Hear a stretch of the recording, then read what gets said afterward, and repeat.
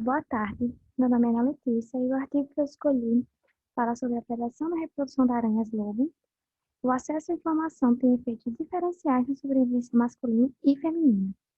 Esses aqui são os autores do artigo e aqui é meu e-mail de contato. Eles começam a introdução falando que machos e fêmeas experimentam diferentes níveis de risco de predação devido aos papéis sexuais contrastantes e que, por necessidade, as respostas comportamentais de ambos os sexos são distintas. Assim, as interações podem influenciar a predação diferencial e afetar a proporção de adultos na população. Por exemplo, o pavão macho, ele investe muito na cauda para atrair a fêmea, com olhos, coloração, porém ele também pode estar, assim, chamando a atenção de predadores, correndo risco de ser predado. Do mesmo jeito, essa espécie de pássaro aqui que está fazendo um movimento, passando movimentos de corte para atrair a fêmea, pode estar também chamando a atenção do predador e correndo o risco de ser predado. Eles também falam que a detectabilidade dos sinais trocados por machos e fêmeas é um fator importante que impulsiona a predação diferencial. Características masculinas proeminentes ou chamativas, elas atraem a atenção dos predadores, podendo atrair as fêmeas que se aproximam, tornando elas próprias os alvos dos predadores. Por exemplo, as chamadas de grilos machos, que é essa espécie aqui de grilo, destinam-se como anúncios para as fêmeas. Porém, acabam por atrair esse predador aqui, esse largato, que de preferência se aproveita das fêmeas. Ou seja, enquanto o grilo está emitindo a vocalização para atrair as fêmeas, ele também está atraindo um predador. E esse predador não está se aproveitando dele, e sim das fêmeas. É bem interessante até. Eles também falam que as limitações cognitivas colocam restrições à quantidade de informação que se pode ser processada e interpretada. A atenção concentrada num conjunto específico de sinais, ela pode reduzir a capacidade dos animais de perceber e interagir a outras informações. Em alguns casos, por exemplo, um estímulo inicial serve para alertar o receptor e aumentar a detectabilidade e discriminabilidade dos sinais subsequentes ao redor dele. Por exemplo, quando os tetras luminosos, que é essa espécie aqui, são expostos a sinais químicos de predadores, eles respondem de uma maneira muito mais forte e mais específica a pistas visuais. Ou seja, eles estão concentrando a atenção dele em um sinal específico, quando eles recebem um estímulo inicial. Em outros casos, uma modalidade sensorial pode ser a principal fonte de informação ambiental. Por exemplo, quando as mariposas machos desse gênero Noctuidae, que é essa mariposa aqui, concentram sua atenção na qualidade e na quantidade de feromônios sexuais, elas são efetivamente surdas aos sinais de sonar de morcegos predadores. Ou seja, quando ela está concentrando sua atenção em um sinal específico, ela deixa de prestar atenção nos sinais ao redor, podendo ser facilmente tratados por um morcego. Eu trouxe esses exemplos aqui, que foram citados na introdução, para mostrar a importância da capacidade cognitiva dos machos e das fêmeas de espécies diferentes e a forma como eles priorizam a sua atenção limitada, porque a atenção deles é limitada. Enfim, a espécie usada no estudo é a aranha-lobo, essa aranha-lobo aqui, essa espécie aqui, a Pardosa milvina, do gênero Arachnid. As fêmeas, elas se anunciam para os machos usando sinais químicos transportados pelo ar e pelo substrato. Já os machos, eles obtêm informações sobre o estado de acasalamento da fêmea e nível de fome também a partir de sinais quimiotáteis, como seda, fezes e outros excrementos depositados pela fêmea. A pardosa macho e fêmea também detectam os sinais quimiotáteis transportados pelo ar e pelo substrato de um predador comum, que é a aranha-lobo maior, Trigosa relum, do mesmo gênero. A sua resposta aos estímulos quimiotáteis, a resposta da aranha-lobo aos quimiotáteis desse predador é bastante custosa, mas efetivamente aumenta a sobrevivência dessas espécies. Então, essa espécie que eles utilizaram é perfeita, porque ela responde a... Ela consegue detectar sinais quimiotáteis de um predador. Ela se comunica também utilizando sinais quimiotáteis. E é perfeita para o estudo porque o objetivo deles era 1. Examinar como a disponibilidade de várias pistas afetaria o sucesso de um predador abrigado no experimento com machos e fêmeas durante a corte e documentar se as diferenças na predação sobre ambos os sexos eram suficientes para afetar a proporção de adultos e o sucesso reprodutivo das fêmeas em populações seminaturais. Então, a seção de materiais e métodos. O estudo foi feito no campus do Centro de Pesquisa Ecológica da Universidade de Miami, Oxford, em Ohio, Estados Unidos, e todas as aranhas foram contratadas ao redor desse campus, nos campos desse Centro de Pesquisa Ecológica, que é nessa universidade aqui de Miami. Bem bonita, não é? Então, experimento 1. O objetivo do experimento 1 era determinar se um excedente de informações de predadores e ou fêmeas sobre os predadores e ou fêmeas afetaria o sucesso predatório da trigosa relu em machos ou fêmeas da pardosa milvina durante a corte. Então, o experimento incluiu 4 tratamentos. Um tratamento envolvia a adição de pistas de fêmeas da pardosa milvina. Outro tratamento envolvia a adição de pistas de predador, que era a trigosa relu, o aranha-lobo maior. O terceiro tratamento envolvia a adição de pistas das fêmeas e predadores dispostos em uma coxa de retalhos, era como se eles fossem meio que misturados, dispostos misturadamente. E 4, um controle sem nenhuma pista adicionada. Os experimentos foram conduzidos em arenas cilíndricas. Eu não coloquei aqui em forma cilíndrica, mas eu coloquei assim para ficar mais fácil entender. Então, essa arena tinha 19 centímetros de diâmetro e elas eram forradas com papel filtro. Para os tratamentos com pistas femininas, uma fêmea de pardosa milvina foi alojada na arena por 24 horas antes dos testes para depositar seda, fezes no papel de filtro. Então, ela depositava seda, fezes, outros excrementos dentro da arena e depois esses papel filtros iriam ser utilizados no experimento oficial. É mais ou menos aqui esse esqueminha, dentro da arena. Aranha, os papelzinhos filtros e a aranha depositando seus excrementos nele. Em todos os testes, 9 discos menores de papel de filtro, quer dizer, como você dizer, em todos os testes eles usaram 9 discos menores de papel, discos pequenininhos, que esses aqui estão aqui, cada um com 3,5 centímetros de diâmetro, que foram dispostos no topo da folha da arena, que ficava lá em cima, que cobriu o chão da arena, como está mostrando aqui nessa figura. Que essa figura aqui está só esquematizando como foi o esquema de teste no laboratório, indicando como as pistas dos predadores e de fêmeas foram arranjados, né, como foram distribuídos. 9 pequenos discos de papel de filtro, com sinais de predador ou em branco, como está mostrando aqui, e na folha maior, que cobria completamente o fundo, com sinais de fêmeas, com o sinal das fêmeas, ou em branco. Então, aqui nós temos os sinais das fêmeas em branco, aqui, bem grandão, e os sinais de predador no papelzinho menor de filtro. Então, para os tratamentos com pistas de predador, uma fêmea da trigosa relu foi alojada em uma arena separada, uma arena menor, com 12 centímetros de diâmetro, como está mostrando aqui mais ou menos, com 9 discos de papel de filtro dispostos em um padrão. Eu coloquei esse padrão aqui porque eles não falaram exatamente qual era o padrão. A aranha foi autorizada a depositar seda, fezes e outros excrementos nos discos por 24 horas antes do experimento. Então, ela fez a mesma coisa da outra, ficou lá depositando seus excrementos para depois eles utilizarem esses papeizinhos. E esses discos foram colocados na arena experimental, só que não mais do que 5 minutos antes do início do teste. Então, como está aqui. Então, eles usaram esses discos nessa arena aqui. Então, sim. Então, como funcionou o experimento para todos os tratamentos? Uma coisa importante a dizer é que os experimentos eles foram executados com todos os representantes dos tratamentos, incluídos a cada vez que eles repetiam o tratamento. Então, a arena tinha 19 centímetros de diâmetro, como eu já tinha falado.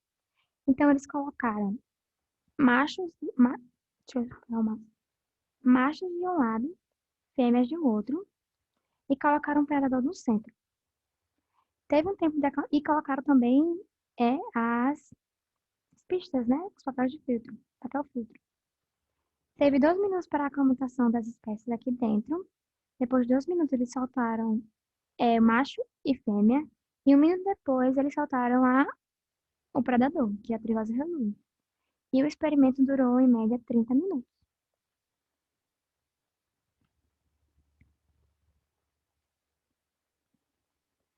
Então, a análise estatística foi basicamente, eles utilizaram uma regressão logística nominal para testar a hipótese de que a adição de informações quimiotáticas do predador e da fêmea teria efeitos diferenciais na mortalidade tanto masculina como feminina durante a corte. Eles também compararam o tempo e a frequência das mortes entre os machos e fêmeas em todos os tratamentos, usando um teste de risco proporcional censurado à direita, e para os testes com comparações em par entre tratamentos foi usada uma taxa de erro familiar de 0,008. Todas as análises foram realizadas em JMP Pro, acho que é um programa, e é isso de análise. Eu acho que eu não coloquei todas as análises aqui, mas essas foram as principais. Então, o experimento de campo, que esse é o segundo experimento. O objetivo desse experimento de campo era testar a hipótese de que as informações abundantes sobre os predadores nesse caso, teriam efeitos diferenciais no sucesso de machos e fêmeas da pardosa milvina durante a corte e acasalamento. Nesse experimento, foram introduzidos a pardosa milvina macho e fêmea, ambos virgens, em mesocosmos, que é como se fosse uma estrutura artificial simplificada para simular um habitat ou um ecossistema, e foi permitido que eles interagissem e acasalassem por uma semana. Os tratamentos do experimento foram um tratamento controle, onde pardosa milvina macho e fêmea não tinham nenhum contato com o predador e nenhum contato com as pistas do predador. O tratamento com o predador, que tinha o predador vivo, com a permissão de interagir livremente com os machos e fêmeas da pardosa milvina, e um tratamento com as pistas adicionadas.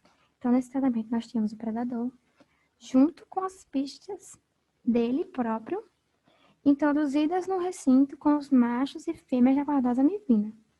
3 tratamentos.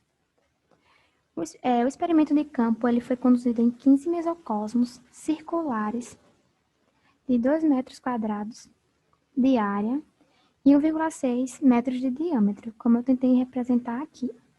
Cadê o mouse? Aqui. Construídos de alumínio, eles eram feitos de alumínio, e instalados em campos no Centro de Pesquisa Ecológica. Eles também fizeram várias coisas para... O fundo não era rente ao chão, eles elevaram um pouco, 10 centímetros a mais para a aranha não cavar. Eles fizeram uma série de coisas para deixar esse ambiente, assim, um ambiente legal para as aranhas sobreviverem, né? Porque era algo artificial.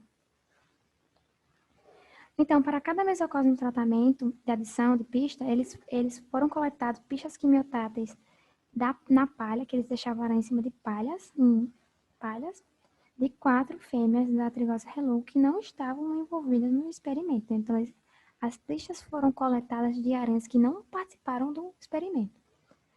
E colocaram cada uma dessas fêmeas em um recipiente plástico, porque elas eram pequenas, acredito eu, com 20 centímetros de diâmetro e 8 centímetros de profundidade, com 25 gramas de palha limpa. Então, eles tinham um recipiente com essas medidas, colocaram a aranha lá, um pouco de palha para ela colocar suas pistas quimiotáteis, deposição de excrementos nessa palha, e também colocaram uma bola de algodão com água para a aranha ter água, né? Então, como funcionou o experimento para o tratamento predador e o tratamento de adição de pista? No primeiro experimento, no tratamento predador, eles adicionaram 2 predadores da Trigosa reloi, 2 exemplares, digamos assim, 2 indivíduos, e adicionaram 15 fêmeas da pardosa milvina e 15 machos da pardosa milvina, e eles deixaram eles livremente nesse mesocosmo. Já no tratamento de adição de pista, eles colocaram da mesma forma, deixa eu usar aqui o mouse, dois indivíduos da pardosa da trigosa Hello, os predadores, que aqui são os predadores, aqui predadores, e da mesma forma, 15 fêmeas e 15 machos da pardosa milvina. Deixaram eles conviver aqui livremente, só que aqui eles acrescentaram 25 gramas de palha limpa, que seria o controle, e 25 gramas de palha com as pistas quimiotáteis depositadas pelo predador, só que o predador que não está participando desse experimento. E eles monitoraram esses experimentos por 7 dias. No quarto dia, eles reabasteceram novas palhas, né? E botaram, porque tinha que reabastecer, botar um novo controle limpo e mais pistas quimiotáteis. E no 7º dia, eles capturaram as fêmeas e levaram elas para o laboratório e observaram por 30 dias. E todos os ovos produzidos foram pesados, todos os sacos de ovos produzidos pelas fêmeas. Em ambos os experimentos, eles foram pesados, abertos e os ovos foram contados. É importante frisar isso. Então, como seria a análise estatística? Para as fêmeas que produziram ovos, foram calculado o tamanho médio da ninhada por compartimento e usado como uma medida do sucesso reprodutivo. Eles também foi procurado diferença na sobrevivência de machos e fêmeas entre os tratamentos usando a MANOVA, que é uma análise de variância, só que eu acho que ela pode acrescentar mais variáveis. Com machos e fêmeas recuperados do mesmo recinto com uma medida repetida.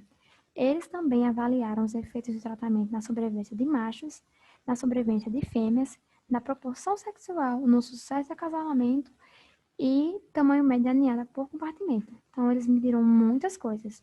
Tudo isso com um modelo linear misto, usando uma abordagem de probabilidade máxima restrita. Fora outras análises que eu não coloquei aqui. Então, vamos para a parte dos resultados. Resultados do laboratório. Primeiro resultado, a regressão logística indicou que a adição de pistas quimiotáteis teve diferentes efeitos sobre a mortalidade de machos e fêmeas. Então, sim, ao adicionar pistas quimiotáteis, eles conseguiram enxergar diferenças na mortalidade, como eu vou mostrar mais para frente. E que, notavelmente, os machos foram capturados com mais frequência, bem mais frequência, 50%, nas capturas, exceto nos ensaios, aqui, nesse ensaio, em que as pistas femininas não foram adicionadas. Então, nesse ensaio aqui, eles foram menos predados. No resto, eles foram bem mais predados. Essa tabela aqui, ela está indicando os testes de risco no momento da predação para cada sexo separadamente. Então, aqui nós temos a mortalidade de machos e a mortalidade de fêmeas. E aqui nós temos os tratamentos. No tratamento com a adição de pistas femininas, as fêmeas foram mais predadas em 16 das 20 tentativas, que 80%, enquanto que os machos foram capturados em apenas 3 dos casos. Então, quando nós temos tratamento com a adição de pistas femininas, os machos não foram muito capturados, somente as fêmeas. As fêmeas foram muito capturadas quando adicionaram as suas próprias pistas, e eu vou explicar isso na frente. Quando eles adicionaram pistas de predador junto com as pistas das fêmeas, o predador capturou mais os machos do que as fêmeas, como tá, eu circulei aqui de amarelo. Dá para notar a diferença. Que os machos foram bem mais predados, aqui é o valor de P, então o valor de significância foi bem maior aqui do que aqui. Na mesma tabela, porque eu não coloquei a tabela toda, eu cortei, só para dizer. Quando eles exploraram também os efeitos do tratamento no tempo em que os machos foram apreendidos, ficou bastante evidente que os tratamentos com pistas, eles afetam tanto o tempo quanto a frequência de captura. Então, nesse gráfico aqui, nós temos a proporção de sobrevivência, digamos assim, dos machos e no eixo Y, e no eixo X nós temos o tempo que o experimento foi feito, quanto tempo do experimento foi feito. E aqui nós temos o tratamento. Notem que no tratamento onde não tem nenhuma pista, nadinha, zero de pista, a Drigosa Hello, ela predou muito mais rápido. O macho da Paddola Mivina, ele foi predado muito mais rápido. Já quando eles adicionaram qualquer tipo de pista aqui, o tempo de sobrevivência dele foi bem maior do que no tratamento sem pista nenhuma. Lembrando aqui que essas letras aqui, elas, como eu posso explicar? As letras, os tratamentos indicados com a mesma letra não foram significativamente diferentes uns dos outros, usando a taxa de erro familiar, que é aquela taxa que eles usam. Então, esses tratamentos aqui, esses aqui que tem eles não são tão significantes entre si. Isso é para deixar claro. Mas a gente consegue ver que ao adicionar uma pista, o tempo de sobrevivência do macho da Paddola Mivina foi maior do que se não tivesse adicionado nada. Ambos os tipos de pistas também afetaram significativamente o tempo e a frequência das capturas femininas. No geral, a presença de informações sobre o predador aumentou a sobrevivência das fêmeas, enquanto já a adição de suas próprias pistas, ela reduziu o tempo e a frequência de sobrevivência. Então, aqui da mesma forma, no eixo Y nós temos a proporção de sobrevivência das fêmeas e o tempo. E aqui nós temos o tratamento. Então, como eu tinha falado antes, quando eles adicionaram a pista feminina no experimento, na arena, a Drigosa Hello, o predador predou muito mais rápido, bem mais rápido. A fêmea da Paddola Mivina, ela foi predada com muita rapidez. Já nos outros tratamentos, onde tinha ambas as pistas e a pista do predador, o tempo da aranha ser predada foi bem menor. Foi bem maior, na verdade. Ela demorou mais para predar quando se adicionaram pistas. Mas quando se adicionou a pista dela mesma, dela própria, aí ela foi predada. Bem mais rápido. E eu vou explicar o porquê disso na frente. Eu espero que vocês tenham entendido. Já no experimento de campo, a sobrevivência masculina foi mais baixa no tratamento de predador, que era o tratamento que não tinha pistas adicionais. Então, aqui nós temos a proporção de sobrevivência dos machos e os tratamentos. Então, nota aqui que no tratamento com o predador, a sobrevivência do macho foi bem menor do que no tratamento com pistas adicionais. Bem menor. Já a sobrevivência feminina foi mais baixa aqui no tratamento com a adição de pistas. Principalmente quando adicionava uma pista uma pista dela mesma, da própria espécie.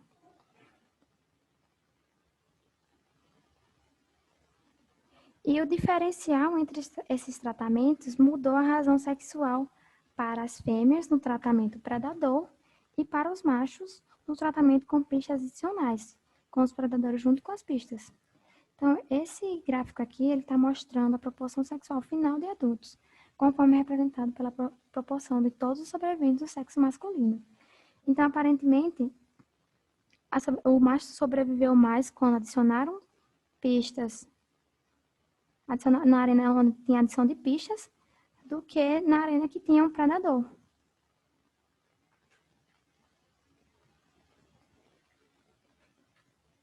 E 96% das fêmeas recuperadas no tratamento com estímulo adicionado, aqui, com tratamento com adição de pista, que é esse daqui, produziram sacos de ovos. Então, 96% das fêmeas, é muita coisa. No tratamento controle, eles produziram 75%, e no tratamento com predador, que já era esperado, produziram só 57%. Como também mostra aqui nessa tabela aqui, que no valorzinho aqui de P, a significância em tratamento foi bem alta.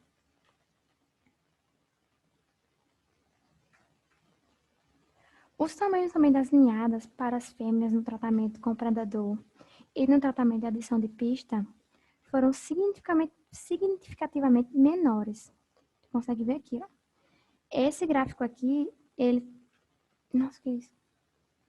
Esse gráfico aqui, ele está representando no eixo Y o tamanho dos sacos de ovos e aqui estão os tratamentos. Então, notem que no tratamento com predador e o tratamento com adição de pista, o tamanho da ninhada foi bem menor, foram significativamente menores, 25%, do que as fêmeas nos mesocosmos de controle. Como a gente vê aqui, no controle é bem maior. É como se a pista do predador e ter o predador diminuísse o tamanho da ninhada, influenciasse de alguma forma. Do mesmo jeito, a gente consegue ver aqui na tabela que a significância entre os tratamentos foi alta, foi significativa, os tratamentos foram significativos entre si. Então, vamos para a discussão. O macho e a fêmea da pardosa milvina, eles apresentam diferentes níveis de risco durante a corte, como eu falei na introdução. As informações adicionais contidas nas pistas quimiotáteis, elas mudaram o risco de maneira que afetaram o sucesso reprodutivo de cada um, como a gente viu nos resultados. E no laboratório, a adição de qualquer informação química deu aos machos de pardosa milvina mais tempo antes de serem atacados. É como a gente viu aqui. Quando não tinha nenhuma pista, eles eram logo atacados, eles eram logo predados. Desculpe. Mas quando adicionou as pistas, não importa qual foi a pista, o tempo de sobrevivência dele foi bem maior. O tempo dele foi estendido um pouquinho. Já no campo, as pistas de predadores adicionados aumentaram a sobrevivência masculina. Então, a gente viu que no campo, quando a gente adicionou uma pista, os machos sobreviveram bem mais do que o tratamento com o predador. E com mais machos disponíveis, como parceiros em potencial, as fêmeas eram mais propensas a se reproduzir no tratamento com sinal adicionado, como a gente vê aqui. Então, aqui daqui é a proporção no eixo X, e aqui nós temos o tratamento. Aqui é a proporção de fêmeas botando sacos de ovos. Então, essa proporção foi bem maior no tratamento com pistas adicionais do que com tratamento com predador.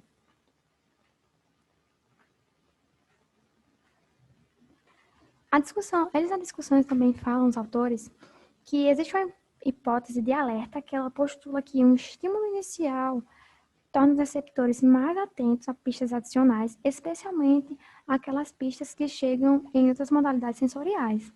E ao reconhecer os sinais de predadores ou fêmeas, os machos da pardosa milvina, eles se beneficiaram por estarem mais atentos ao seu entorno. Então, quando eles percebiam alguma pista, tanto o predador quanto a fêmea, eles ficavam mais atentos, né? Como eu coloquei aqui esse meme, ele meio que estava sentindo uma treta, ele estava sentindo. E essas informações são informações específicas e são críticas, tanto para a evasão do predador, quanto para a atração do parceiro. As fêmeas da pardosa milvina também foram capturadas mais rapidamente quando suas próprias pistas foram incluídas na arena, que é como eu falei, que quando eles incluíram esse aqui, ó, nesse tratamento aqui, suas próprias pistas, elas foram mais predadas. E eu não entendi porquê, mas eles falam porquê. Eles tentam explicar o porquê.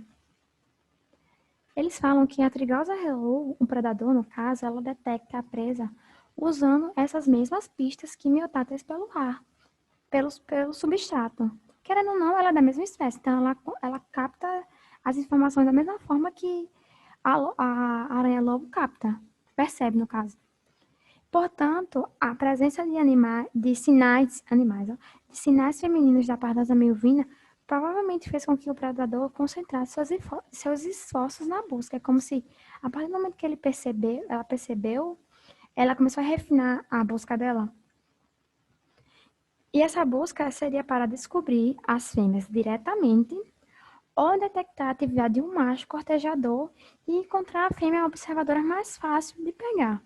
Ou seja, eu fiz até tipo parece até não sei, uma tirinha, uma coisa, Que tipo assim, tá a fêmea lá observando o macho, achando aquele macho super top, super top, e tá lá a Trigosa Hello, a espreita, que é a predadora, o predador, só no cantinho à espreita dela, vendo como ela tá distraída, esperando só pro abraço.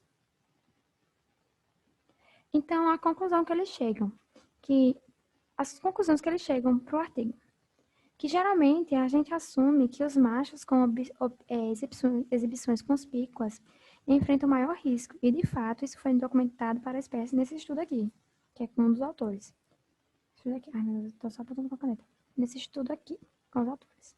No entanto, nesse estudo foi mostrado que o risco real depende muito da natureza das informações disponíveis no ambiente, bem como as bem como a das prioridades de atenção dos machos, das fêmeas e de que eles estão tentando atrair, e de qualquer predador próximo.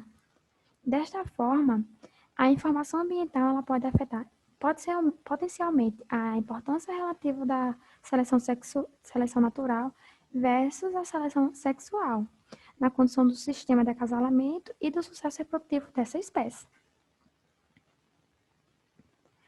Eles também falaram que seria bom para os novos estudos ter um estudo mais aprofundado para conectar explicitamente as habilidades de atenção entre machos e fêmeas e como essas informações sensoriais de que eles precisam para avaliar os parceiros e detectar os predadores.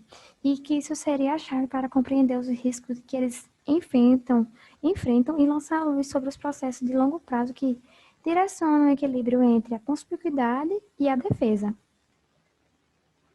E é isso, gente. Obrigado. Acho que ficou longo o vídeo. Desculpa as pausas. Às vezes eu dei uma travada. Mas espero que vocês tenham perguntas e que vocês tenham entendido boa parte do artigo.